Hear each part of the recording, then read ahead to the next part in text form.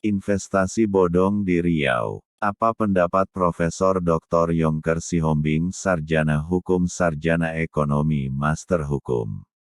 Begini cerita selengkapnya. Profesor Dr. Yongker Sihombing, Sarjana Hukum, Sarjana Ekonomi, Master Hukum. Kasus dugaan investasi bodong melibatkan Maryani dan Agung Salim, Ces murni pidan. Kasus investasi bodong dalam perkara nomor 1169 PIT, Sus 2021 PN, PBR dengan terdakwa Maryani, dan perkara nomor 1170 PIT, Sus 2021 PN, PBR atas nama terdakwa Agung Salim, Bakti Salim, Christian Salim dan Eli Salim, murni kasus pidana. Kalau ada pihak yang menyatakan kasus tersebut diseret-seret dari kasus perdata ke pidana, hal itu hanyalah stereotipe, menggiring opini dengan harapan semoga putusan hakim onslak lepas dari tuntutan hukum. Hal seperti itu pernah terjadi dalam persidangan yang digelar di Pengadilan Negeri PN, Jakarta Pusat terkait kasus Indosterling.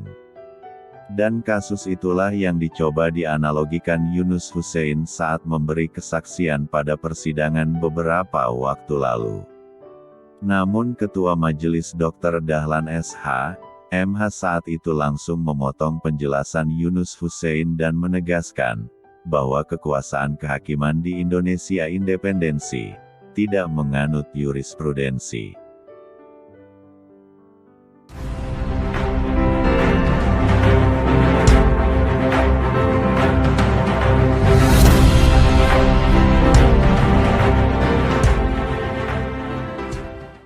Sehingga, kalaupun terdakwa Maryani ataupun terdakwa Bakti Salim menyampaikan tidak mengerti kasus yang menjerat mereka hingga 8-9 bulan ditahan, itu hanyalah penggiringan opini saja.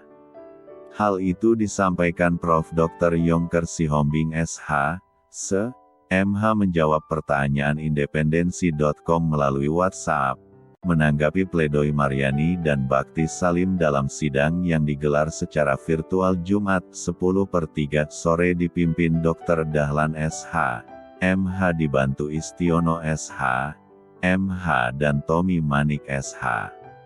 Lebih lanjut Prof. Dr. Yongker Sihombing menegaskan, kasus dugaan investasi bodong mengakibatkan warga Pekanbaru korban 84,9 miliar rupiah. Adalah akibat promissory note atau surat sanggup yang dijual terdakwa kepada masyarakat luas, mencapai ribuan orang. Investor yang membeli adalah masyarakat awam yang tingkat literasi keuangan tidak memadai. Jika namanya surat hutang promissory note, atau sejenisnya, alternatifnya adalah, apakah hal itu merupakan instrumen pasar uang? Menurut Doktor Hukum dari Universitas Pajajaran ini menyatakan, jelas tidak. Karena tidak sesuai dengan ketentuan PBI ataupun POJK.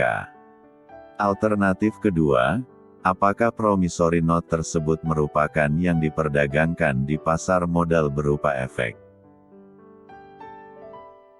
Juga tidak terpenuhi, karena diterbitkan tidak sesuai atau tidak melalui proses penawaran umum sesuai dengan Undang-Undang Pasar Modal, tidak melalui due diligensi, tidak menerbitkan prospektus, dan tidak memasukkan pernyataan pendaftaran ke Otoritas Jasa Keuangan (OJK).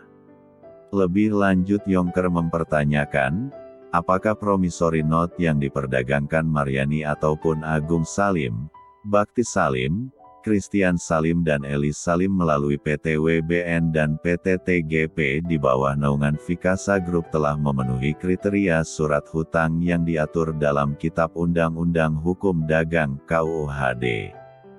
Prof. Dr. Yongker ahli hukum pidana perbankan tersebut menyatakan bahwa promissory note yang mereka jual tidak memenuhi syarat sebagaimana tertuang dalam KUHD. Sebab, syarat ketiga dari 7 syarat yang diatur dalam pasal 174 KUHD menyatakan, harus ada pernyataan sanggup membayar tanpa syarat. Yongker menegaskan, pernyataan sanggup bayar tanpa syarat itu harus tercantum di dalam Warkat Promissory Note (PN) atau surat sanggup tersebut. Sedangkan dalam fakta persidangan, dalam promissory note yang mereka perdagangkan melalui PT WBN atau PT TGP di bawah naungan Group Vikasa, tidak ada tercantum surat sanggup bayar tanpa syarat.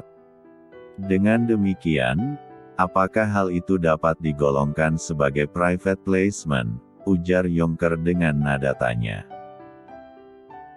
Namun apa yang dipertanyakan ahli hukum perbankan itu, dalam penjelasannya juga dinyatakan tidak bisa digolongkan sebagai private placement.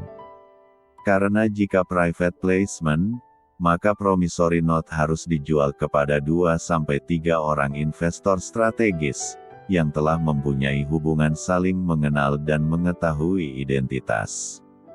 Dengan demikian, perbuatan terdakwa adalah menghimpun dana masyarakat dalam bentuk yang dipersamakan dengan deposito, pasal 1.5 UU Perbankan, yang seharusnya mendapat izin dari OJK, pasal 16 UU Perbankan. Karena tanpa izin Otoritas Jasa Keuangan (OJK), maka penerbitan promissory note, surat sanggup tersebut, jelas melanggar pasal 46 Undang-Undang Perbankan, yang termasuk perbuatan pidana. Kita mengharapkan pada majelis yang menyidangkan perkara ini, agar menjatuhkan pidana yang berat, agar perbuatan para terdakwa tidak ditiru orang lain di kemudian hari, ujar Prof. Yongker.